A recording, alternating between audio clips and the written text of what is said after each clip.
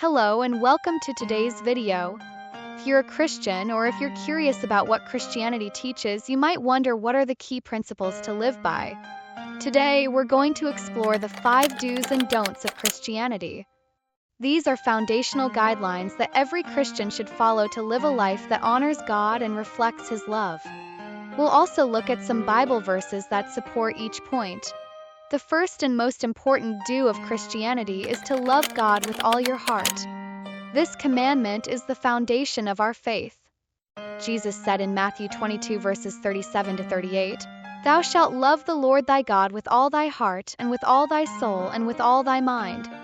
This is the first and great commandment. Loving God means putting Him first in everything we do. It involves spending time in prayer, reading His Word, and living in a way that reflects His character. When we love God deeply, our life becomes a reflection of His love to others. Think of your relationship with God like a marriage. Just as a spouse is devoted and loyal to their partner, we should be fully devoted to God. Corresponding don't is don't worship idols. The Bible is clear that idolatry is a serious sin. In Exodus 20 verses 3 to 4, God commands, "Thou shalt have no other gods before me. Thou shalt not make unto thee any graven image, or any likeness of anything that is in heaven above, or that is in the earth beneath, or that is in the water under the earth." Idols aren't just statues or images. Anything that takes God's place in our life, whether it's money, fame, relationships, or even our career, can become an idol. Christians are called to keep their hearts pure and undivided in their devotion to God.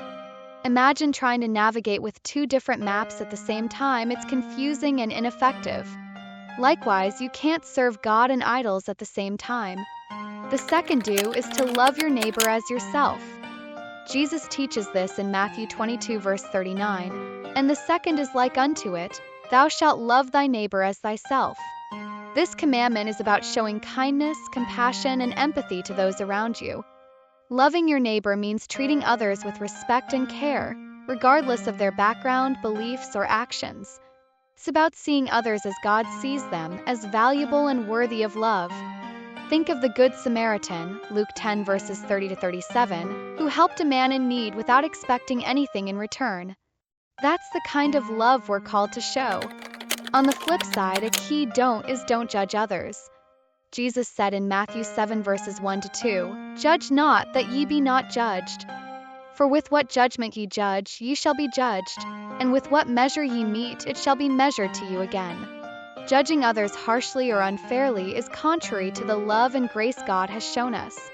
Instead of focusing on others' faults, we should focus on showing them the same mercy and forgiveness that God has given us.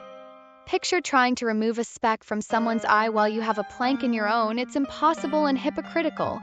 Matthew 7 verses 3 to 5. The third do is to forgive as you have been forgiven. Forgiveness is at the heart of the Christian faith. In Colossians 3 verse 13, we're instructed, "Forbearing one another and forgiving one another, if any man have a quarrel against any. Even as Christ forgave you, so also do ye." Forgiving others is crucial because it reflects the forgiveness we have received from God. Holding on to grudges or bitterness only harms us and hinders our relationship with God. Think of forgiveness like releasing a prisoner, only to discover that the prisoner was you. Forgiveness frees us from the chains of resentment. Correspondingly, the don't is don't hold grudges. Ephesians 4 verses 31 to 32 says, "Let all bitterness and wrath and anger and clamor and evil speaking be put away from you with all malice. And be ye kind one to another, tender-hearted, forgiving one another, even as God for Christ's sake hath forgiven you."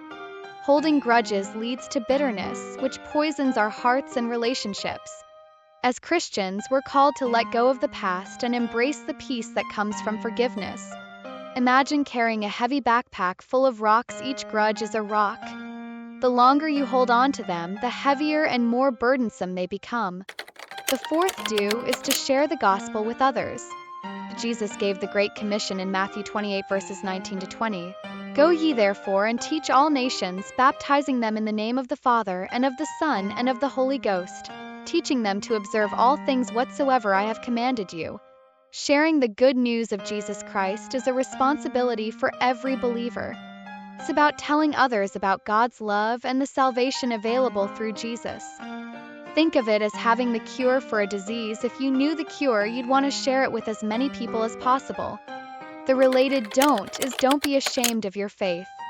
Romans 1 verse 16 says, "For I am not ashamed of the gospel of Christ, for it is the power of God unto salvation to everyone that believeth." Being a Christian may sometimes be challenging, especially in environments where faith is not widely accepted. However, we're called to stand firm in our beliefs and be proud of the gospel. Imagine being the only light in a dark room. Your faith is that light, and it's meant to shine brightly, not be hidden. The fifth and final do is to live a life of integrity. Proverbs 10 verse 9 says, "He that walketh uprightly walketh surely, but he that perverteth his ways shall be known." Integrity means living a life that aligns with our beliefs. It's about being honest, trustworthy, and doing what is right even when no one is watching. Think of integrity as the foundation of a house. Without it, the whole structure is unstable. Lastly, the corresponding don't is don't compromise your values.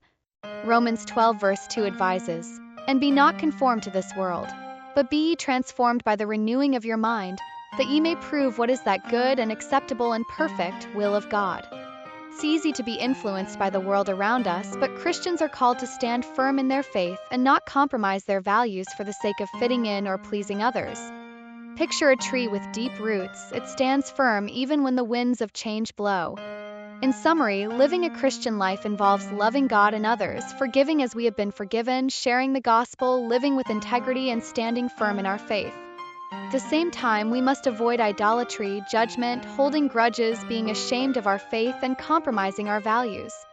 These 5 do's and don'ts provide a solid foundation for a life that honors God and reflects His love to the world. Thank you for watching, and I hope these principles will help guide you in your walk with Christ. May God bless you.